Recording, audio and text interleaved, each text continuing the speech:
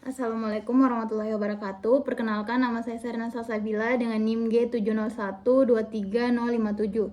Saya dari kelas C, Program Studi Farmasi Universitas Tadulako.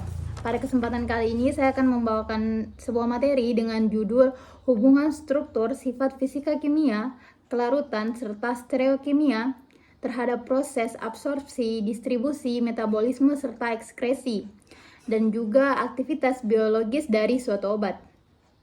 Yang dimana pada kesempatan kali ini saya akan mengangkat satu contoh obat, yaitu metformin.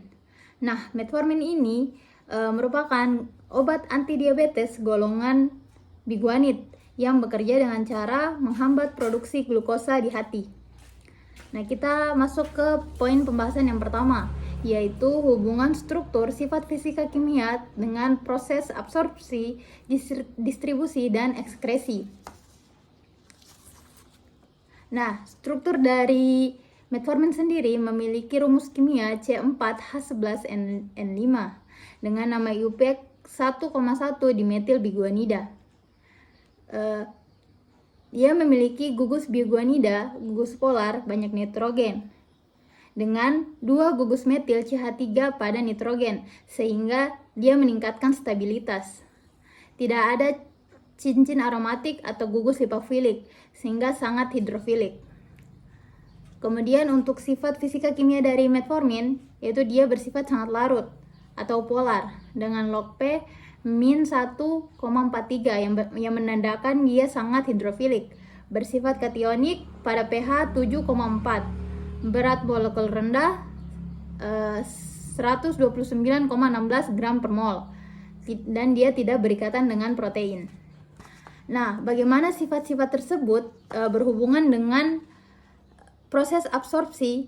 Seperti yang kita ketahui, absorpsi itu merupakan suatu proses terserapnya atau masuknya zat-zat ke dalam membran plasma sel, yang dimana membran plasma ini utamanya tersusun atas lipid atau lemak, sehingga pada metformin itu sendiri dia tidak dapat menembus difusi sederhana karena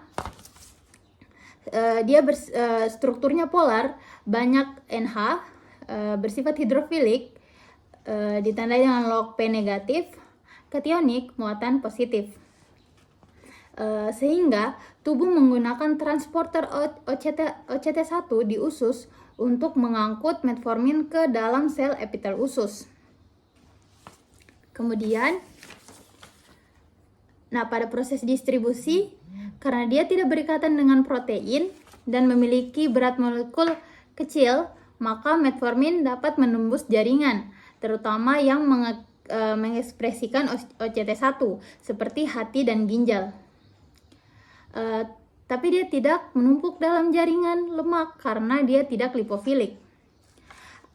Adapun sifat kimia dari metformin ini yang berperan dalam proses distribusi, yaitu dia sangat hidrofilik sehingga dia terbatas masuk ke jaringan lemak. Lalu pada proses ekskresinya, metformin tidak dapat dimetabolisme di hati, sehingga bentuk utuh langsung dibuang lewat ginjal. Di ginjal diekskresikan melalui transporter OCT2 masuk ke sel tubulus. Kemudian MAT1 atau MAT2 dia keluar dari urin. Lanjut ke pembahasan yang kedua, yaitu hubungan struktur dan metabolisme obat. Kita masuk ke definisi metabolisme. Metabolisme yaitu proses biokimia yang terjadi di dalam tubuh untuk mengubah obat atau zat asing menjadi bentuk yang lebih mudah diekskresikan. Proses ini biasanya terjadi di hati dan dibagi menjadi 2 fase, yaitu fase 1, reaksi oksidasi, reduksi, atau hidrolisis, yang memperkenalkan atau membuka gugus fungsional. Fase 2, reaksi konjugasi, yang menambahkan molekul polar seperti glukoronida atau sulfat untuk meningkatkan kelarutan air. Nah, hubungan struktur metformin dengan proses metabolisme itu ada 4.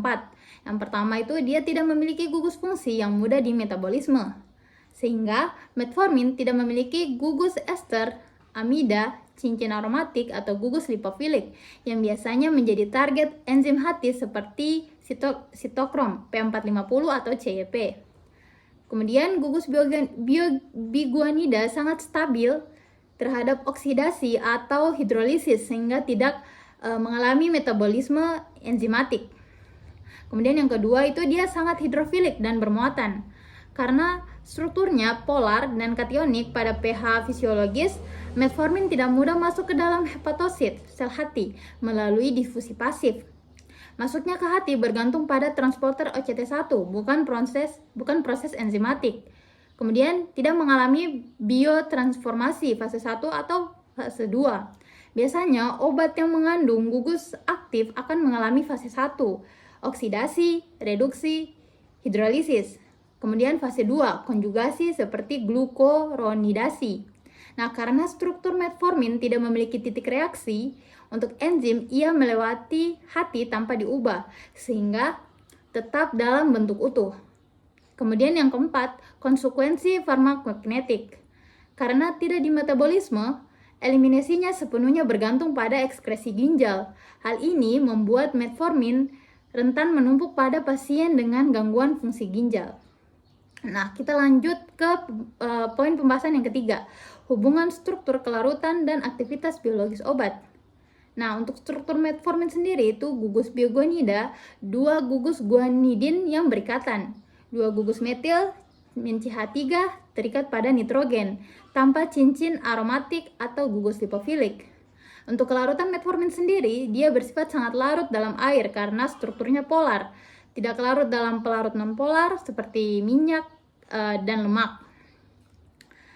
Dampak terhadap aktivitas biologis. Nah, yang pertama, kelarutannya tinggi dalam air memungkinkan metformin cepat terlarut dalam cairan gastrointestinal dan tersedia untuk absorpsi. Kemudian memudahkan sirkulasi dalam darah karena tubuh manusia berbasis cairan atau air. Namun, kelarutan tinggi tidak menjamin metformin bisa masuk ke sel target. Dia bergantung pada sifat fisika kimia lain seperti lipofisilitas dan muatan.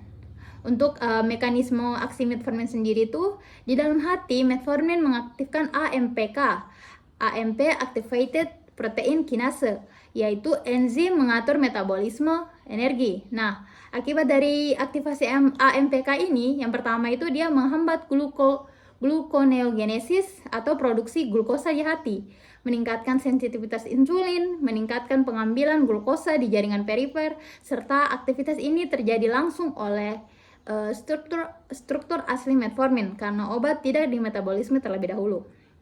Nah, kita masuk ke poin pembahasan yang keempat, hubungan struktur sterokimia dan aktivitas biologis obat.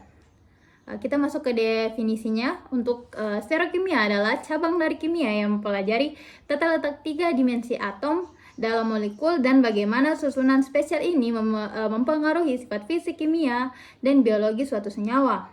Nah, contoh sterokimia yang paling umum itu adalah keberadaan isomer optik atau enantiomer, yaitu pasangan molekul yang merupakan bayangan cermin satu sama lain namun tidak identik. Kita masuk pembahasan kelima, hubungan struktur sifat fisika kimia dan aktivitas biologis obat. Nah, dampak dari sifat fisika kimia terhadap aktivitas biologis, yang pertama, metformin bersifat hidrofilik dan bermuatan sehingga tidak bisa berdifusi secara pasif ke dalam sel, memerlukan transporter spesifik seperti OCT1. Tidak dimetabolisme di hati karena struktur stabil dan tidak memiliki gugus yang mudah diubah. Yang ketiga, distribusi terbatas ke jaringan yang memiliki transporter, memberikan selektivitas biologis, contohnya hati sebagai target utama. Yang keempat, tidak berikatan dengan protein plasma. Konsentrasi bebas dalam darah lebih tinggi sehingga mempercepat efek terapi. Nah, kita masuk ke kesimpulan. Nah, metformin merupakan obat antidiabetes dengan struktur sederhana yang bersifat hidrofilik, sehingga mudah larut dalam air namun memerlukan transporter untuk masuk ke dalam sel.